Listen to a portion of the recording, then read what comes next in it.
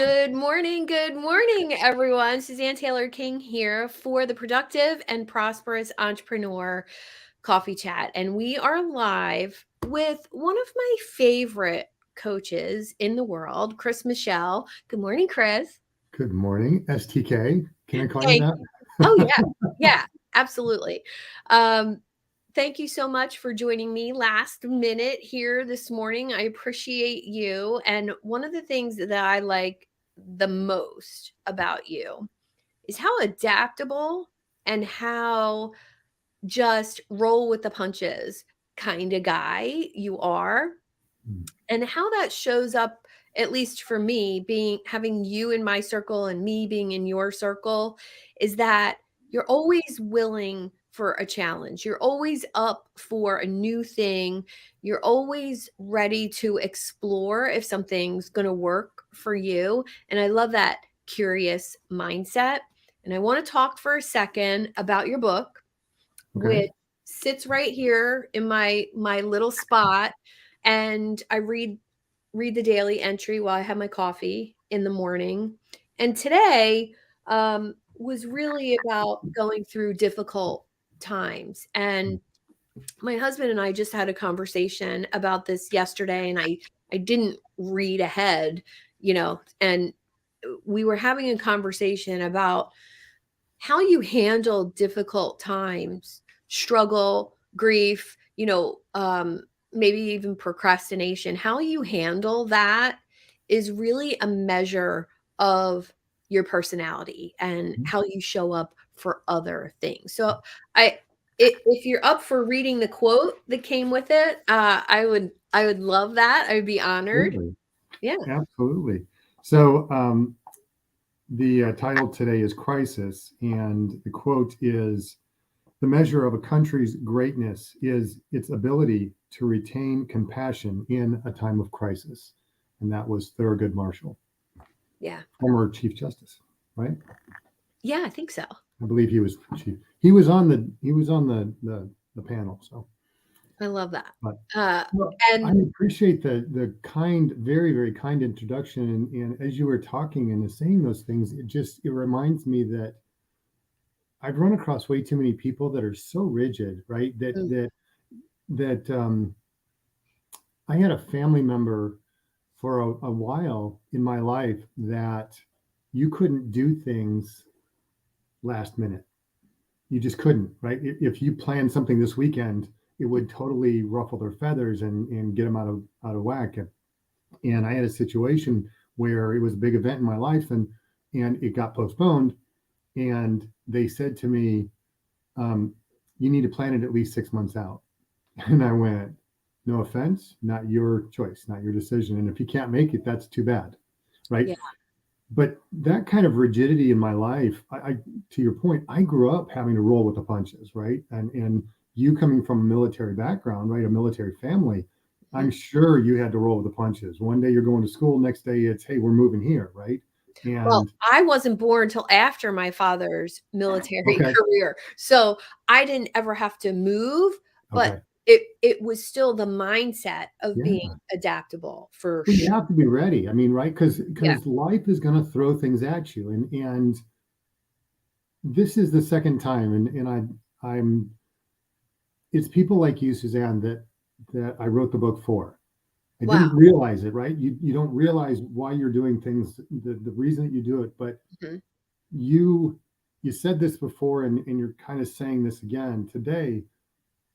What you read today, just it hit, it resonated, it spoke to you and where you were at and what you were going through or what was going on in your life, right? And you had said that to me once before. In fact, you called me, you're like, "Hey, I just want to let you know this was wow." And Yeah. um that was really cool. And for me, I mean, my heart just gets filled, right? When Mhm. I, it's not that I personally, came in and tweaked your heart. I was able to share an experience from my life, right? Because Yeah. the experiences that I had, in this particular entry, I talked about when I received the phone call about my brother, and my brother committed suicide. As you know, he committed suicide about 3 years ago. And I remember exactly where I was. I remember exactly what I was doing, where I was going, right? I was I had stopped by my girlfriend's to have a quick dinner with her, and then I was going home. And on my way home, I get a phone call from my mom. I remember exactly where I was on the highway as I'm driving, and I remember just going into the zone, into this. You know how you um, when you're driving down the road and you just kind of go in the zone and you're like, how Yeah. did I get home? How did I get, to wherever I was going, at church or a meeting or whatever, right? And it was one of those days, right? So I'm on the phone with my mom, and I could just tell this was not going well, right? I mean, we just literally started the conversation, and she's weeping, and I'm going, oh, what the, Yeah. right? Yeah. And so I remember, that drive home. I remember the whole drive home, talking to my brother, talking to my dad, talking to and my older brother, talking to my older brother, my dad, and right, and starting to coordinate, and starting to, be in the right space. And it was really interesting because my girlfriend called me, or I called my girlfriend. I said, "Hey, I just want to let you know this is what's going on." She goes, "What can I do to support you?" And I Mhm. was like, I don't know. I wrote, I just really don't know. And she goes, okay, I'm on my way. And I went, what? And she goes, I'm on Yeah. my way. Yeah. And so she literally was like 20 minutes, 30 minutes behind me. It's about 40 minutes. We live about 40 minutes apart. And she came out and hung out with me until midnight. She has two dogs. So, you know, she was just there to hang out for a while. And she was there till at least midnight. But again, it's one of those things, right? And you talk about rolling with the punches. That was a gut punch, right? And Yeah. it's like, what do you do now? How do I react now? Where do I go, right? And I've seen way too many people in too many situations that they don't know how to help, right? And you and I are part of a group that I love called the Quad. But we get together, and one of the great questions that gets asked every week by Mation, and I love it, is Yeah. what can we do to support you, right? And Yeah. it's like, I'm adapting that. I'm saying that to my clients. I'm saying that to my friends. I'm saying that to people when I come in touch with them and they share something challenging. It's like, okay, what can I do to support you? Because I can't fix it. I'm not here to fix it. That's not my job. But Yeah. what can I do to support you?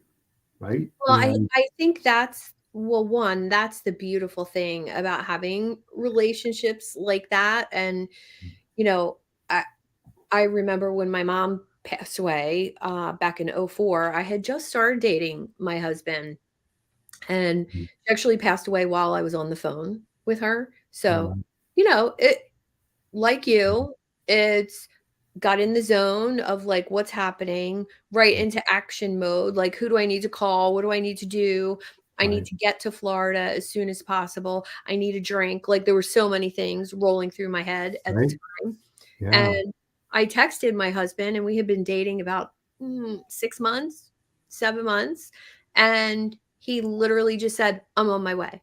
hmm, We lived 15 minutes apart, yeah, but it was still, um, he just knew he needed to be there for yeah, me, right? He didn't know what that looked like, right, and ultimately, the way he handled that for me was it was just whenever we have a struggle or an argument or, a disagreement yeah, in the last 20 years, I go back to that moment. hmm, And that's what made me fall in love with him, was how sure, he showed up like that, sure, So showing up for other people that same way has been such a great example for yeah, me, having yeah, people like that in my life, whether it's a small business thing or whether it's a big thing like yeah. that. Well, Matta. Hello, Matta. Oh, if you don't know Madalena, you I need to know don't. her, follow her. She's an amazing coach, and she's into Stoic philosophy, which is Nice. just incredible. So have a conversation with I her. will. She's awesome. Um, Share so the info. She says, share yeah, the info about the book. Okay, so the book is called The Red Chair Experience. It is a daily inspiration for success in life and business. And you can find, if you're here in the States, you can get a signed copy by going to theredchairexperience.com. Order it. I'll get it out in the mail, and I'll send it to you. I'll sign it and send it to you. If not, go to Amazon. They've got them. They've got digital yeah, copies, and the audio version is on its way. It'll be out by Christmas. I'll just say that. So if super you're into the excited. audio version and you want to hear me sing the book, if you want to hear me Say the book. Is that what you said? Say the do the book. words, right? If you Yeah. want to hear me speak real well, um, yeah, that's coming out for Christmas. So And we'll make sure to come back to the replay and share that link in the comments. So anything we talk about here at this coffee chat, we always share the links in the comments for your future enjoyment. Let's talk a little bit about what makes you feel productive as an entrepreneur, since that's the theme of our show here. I know you get a lot of stuff done. You meet a lot of people. You do a lot in your coaching practice. Do you have something that makes you feel really productive? It could be a tool, it could be a mindset thing, um, could be a schedule thing. What do you normally do? Well, I think you and I have discussed this before, but if it's not on my calendar, it doesn't get done, right? So I had to learn this a while back that I have to put everything in my calendar. And so if Yeah. you have access to my calendar, you're going to see celery juice, me time, yoga. You're going to see the different things that I do throughout the day, coaching, travel time. I even put in travel time because Oh, if I yeah, don't that's block a that game out, changer. That is a game changer. if I don't put that in there, then all of a sudden I'm stacked. I've got meeting. And it's like, I can't do that. Right. And then I have to rearrange schedules. But number one is my calendar. It's got to be, to feel productive, I have to have it on my calendar. It's almost my checklist, right? It's my way to Yeah. kind of check things off and say, yep, I got it done.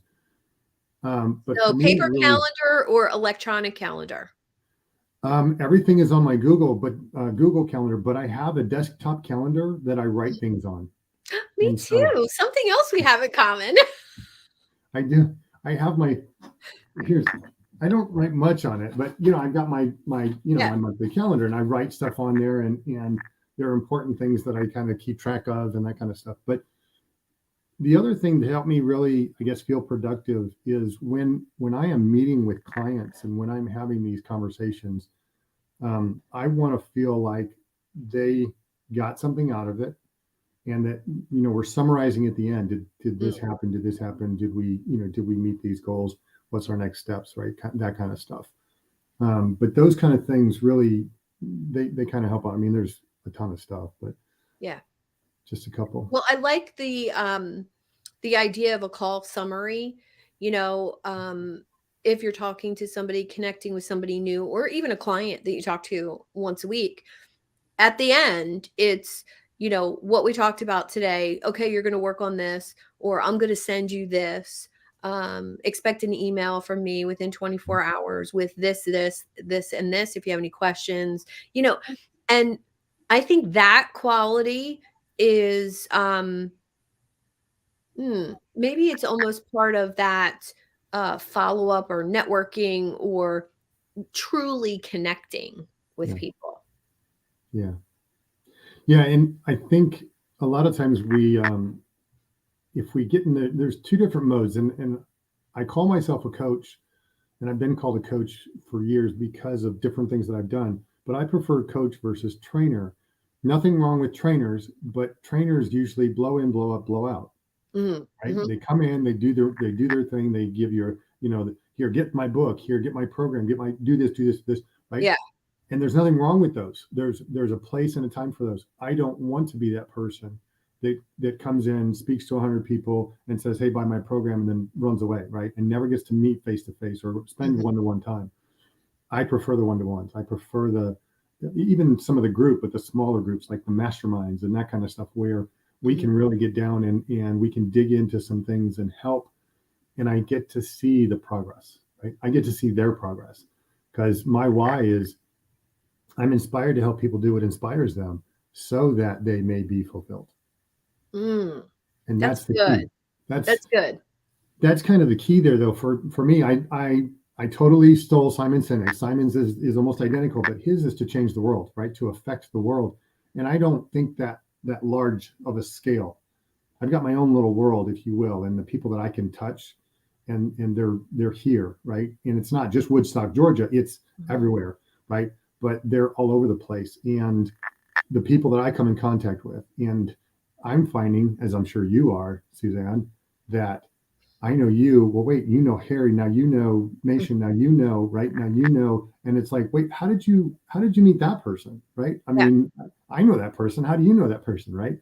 And Mhm. I'm starting to see those kind of things, right? As the quote unquote network gets bigger and bigger and bigger, right? Yeah. Yeah, Seeing them and amazing. Daniel Andrews said that really well, at last month's coach conversations about the spider web, right? Mm-hmm. And I love that Yeah. description of how once you really start getting in the zone of productivity and networking and connecting for your business, you start to notice how other people's people are in your network, and it's really cool. And Madalena just said she ordered the book on Amazon, and Okay. she's loving the quote on your website, Chris. So I think you have a new fan. Well, well, thank you, Madalena. Yeah, And that's well, awesome. and that's the thing, right? I mean, she quotes Zig Ziglar there, which is what I did. I mean, I used that quote, and there's a ton of other quotes in the book, but there are things that inspire me, right? There are people that inspire me daily, and I hope that we all have people that inspire us. I was talking to somebody yesterday, and doing reciprocating a deal, right? She's helping me doing this thing that I'm preparing for, and I'm helping her with sales. And we were talking, and it was just really interesting about how we just get all this junk filled up in our mind, and we don't think about. I said, do you spend time getting inspired daily? Mm, And she was like, no, I don't. And I said, okay, little homework, right? Sit down, and what are you grateful for? And it's as simple as your fish, your husband, the yeah, job that you have, the place where you live, right? It's really that simple. And those little things turn into inspirations that turn into, I can do this. And it gets rid of the junk in our head, right? Because we're so caught up in the negative trash talk of, I can't do mhm, this, I'm not good enough, I'm an imposter, I do blah blah blah. You got to get rid of that. It's yeah, self-taught, by the way. It is yeah, self-taught.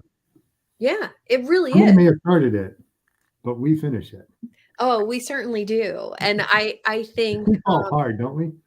well, one of the most powerful things you can do to advance your business is quiet that internal judgment in your head, whether it's, I'm not good enough, or I'm not smart enough, or getting out of the self-worth place and just moving forward. That's what makes me feel productive, because Yeah. I stuck for a long time in the, I need one more certification. I need, oh, well, I need this in order to put myself out there. And it just became a never ending.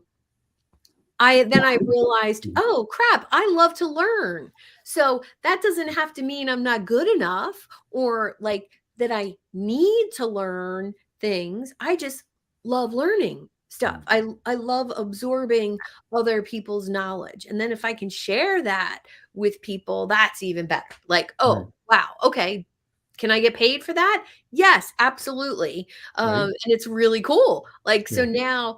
now realizing that I'm learning for other people Mhm. becomes, I'm not learning for my own self-worth judgment. I'm learning for my people. Yeah. I'm learning so you don't have to, so that I can bring you, it's just amazing. Like, and it's super exciting. Well, Um I was gonna say, so real quick, you and I both came from the corporate world. We were learning to help the corporation mhm, before, right? And mhm, and ultimately maybe our clients or the people that we worked with. But to your point, right now we get to learn for not just our own, but then for the people that we get to yeah, then affect.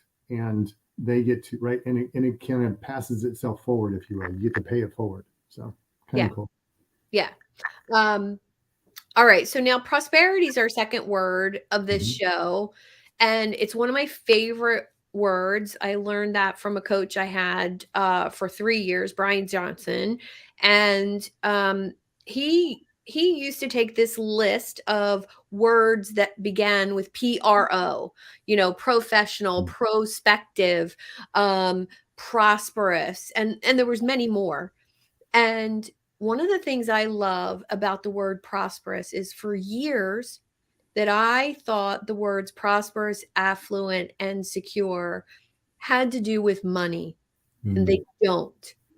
Mhm. And so prosperous to me means to feel fulfilled and Right. to feel connected to what I'm putting out there in the world, Right. and to move forward with hope for a better tomorrow. So I can make today great, but tomorrow is going to be even better.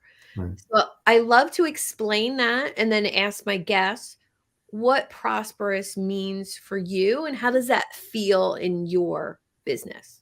Whether you're still working towards it or whether you feel it already.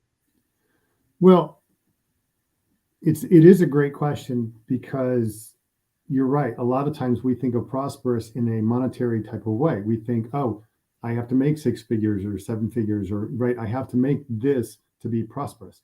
Mhm. That's not true, right? I mean, it may be in your definition, but for any one of us, I look at it almost like fulfillment, right? I'm fulfilled. I'm grateful because of the job that I have, that I Yeah, get to do the things that I get to do, that I get to yeah.